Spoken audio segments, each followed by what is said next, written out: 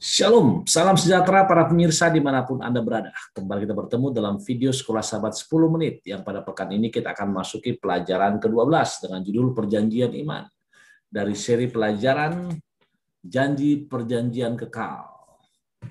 Dari lokasi Kota Sintang, Kalimantan Barat, saya akan bacakan ayat hafalan yang tertulis dalam Galatia 3 ayat yang ke-11. Dikatakan demikian.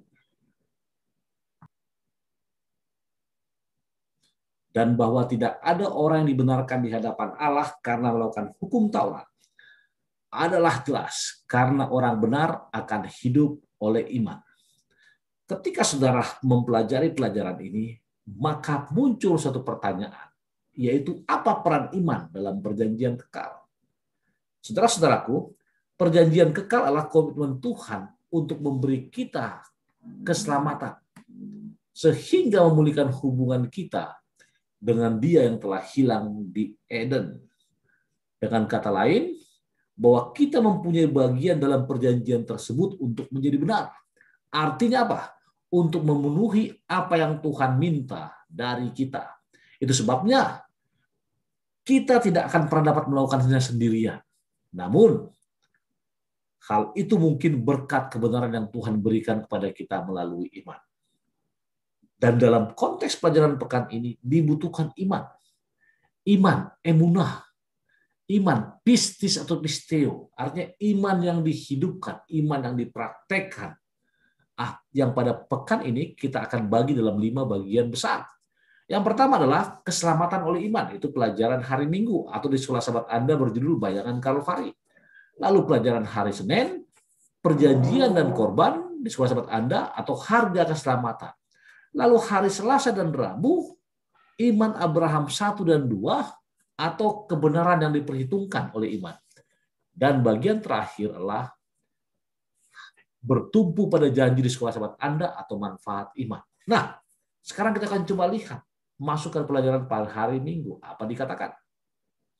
Keselamatan oleh iman atau bayangan Kalvari. Kita baca satu ayat dalam Yohanes pasal 3 ayat 16, dikatakan apa? Karena begitu besar kasih Allah akan dunia ini, sehingga Ia telah mengaruniakan anaknya yang tunggal, supaya setiap orang percaya kepadanya tidak binasa, melainkan beroleh hidup yang kekal. Kenapa sampai dikatakan demikian? Ingat, salib adalah jantung dari perjanjian kekal. Dan tanpa salib tidak akan ada perjanjian, tidak akan ada pengharapan, dan tidak akan ada keselamatan. Bahkan Yesus mempertaruhkan segalanya dengan menerima hukuman yang pantas kita terima, atau yang seharusnya kita terima. Namun, kasihnya lebih kuat daripada kematian. Seperti seorang ibu yang mau berkorban buat anaknya, maka kasih Yesus jauh lebih besar dari kasih seorang ibu. Dia bahkan menerima perpisahan kekal dari Bapa karena Dia mengasihi kita. Bahkan Dia mempercayakan perjanjian dengan pengorbanannya. Hanya kita harus melakukan suatu hal untuk menjadi bagian dari perjanjian kekal tersebut. Apa itu? Kita akan diselamatkan jika kita menerima dengan iman bahwa Yesus mati menggantikan kita di kayu salib. Artinya apa? Faith, pistis atau pisteo dalam bahasa Yunani, emunah dalam bahasa apa? Ibrani. Itulah bayangan Kalvari tersebut.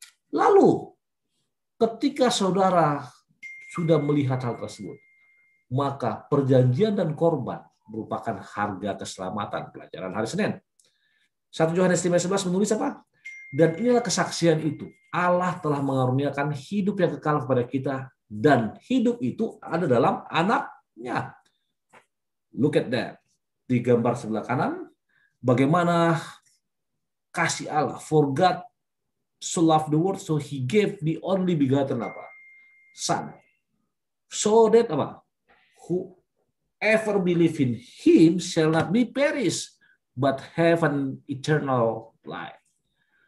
Keselamatan itu cuma-cuma, tapi keselamatan itu ada harganya, yaitu nyawa anak Allah. Yesus dikatakan menyelamatkan kita dari perbudakan dosa dan kematian, dan dengan secara sukarela menumpahkan darahnya yang mahal. Bahkan Yesus adalah satunya yang memiliki hidup dalam dirinya sendiri. Hidup setiap orang bergantung pada Tuhan. Hidup kita bukanlah milik kita sendiri. Oleh karena itu tidak ada makhluk ciptaan, bahkan para malaikat dapat mati dalam kematian kekal menggantikan dia. Tapi coba lihat, Tuhan gunakan ilustrasi, Tuhan gunakan Tuhan korbankan anak tunggalnya untuk menunjukkan how great God are, atau how great He is.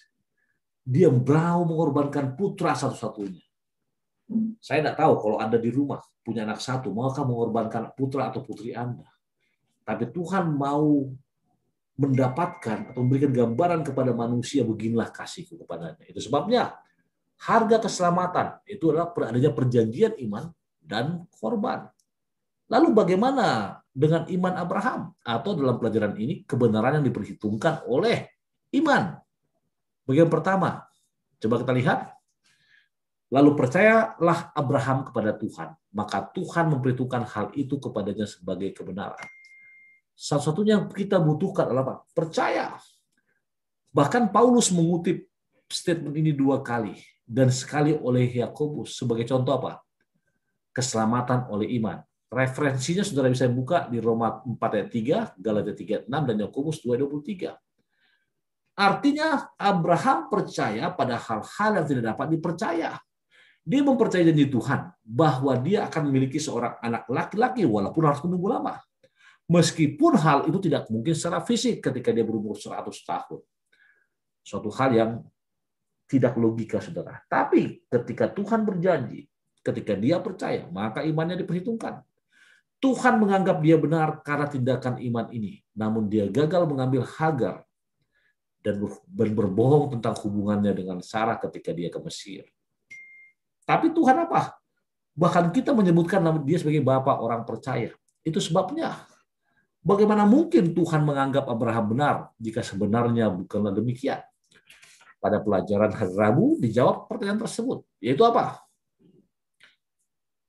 Tapi kalau orang yang tidak bekerja namun percaya kepada Dia yang membenarkan orang durhaka, imannya diperhitungkan menjadi kebenaran. Kenapa sampai demikian? Ingat, pembenaran yaitu menjadi orang benar, atau tindakan iman bagi orang percaya dan tindakan kasih karunia Allah.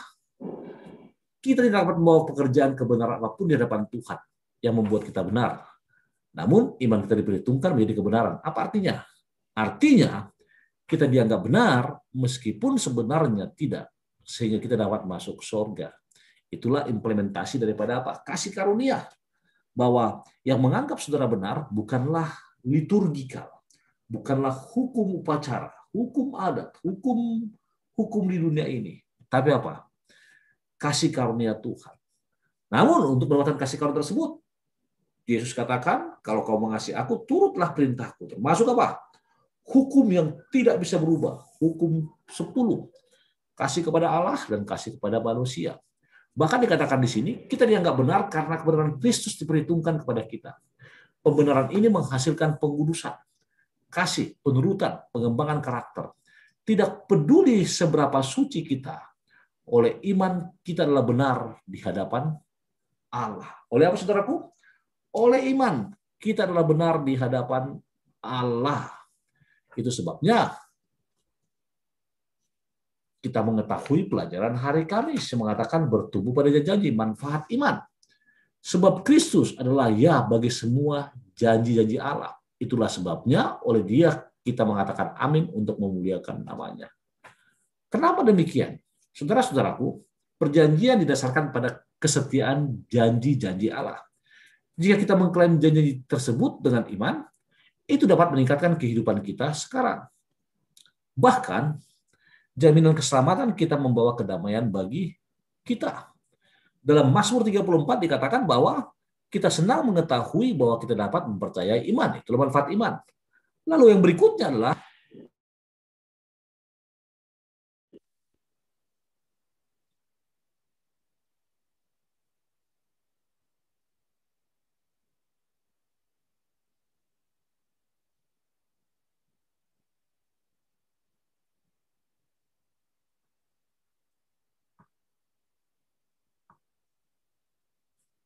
tidak ada yang terlalu berat bagi kita jika kita percaya kepada Kristus. Dan bagian terakhir adalah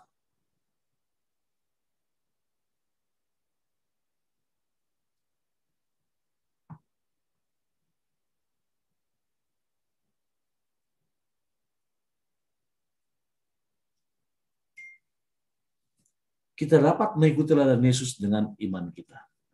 Saudara-saudaraku, ketika saudara membaca kalimat ini, maka apa yang saudara pikirkan? Sebagai kesimpulan, kita akan baca satu kutipan dari Ellen G. White punya tulisan, yaitu God's Amazing Grace, September 14, dikatakan demikian. Kebenaran adalah ketaatan pada hukum, dan hukum menuntut kebenaran. Dan orang berdosa ini berhutang pada hukum, tapi dia tidak mampu memberikannya. Satu-satunya cara di mana dia dapat mencapai kebenaran adalah dengan iman. Dengan iman, ia dapat membawa kepada Allah jasa-jasa Kristus, dan Tuhan menempatkan ketaatan anak-anaknya pada catatan orang berdosa.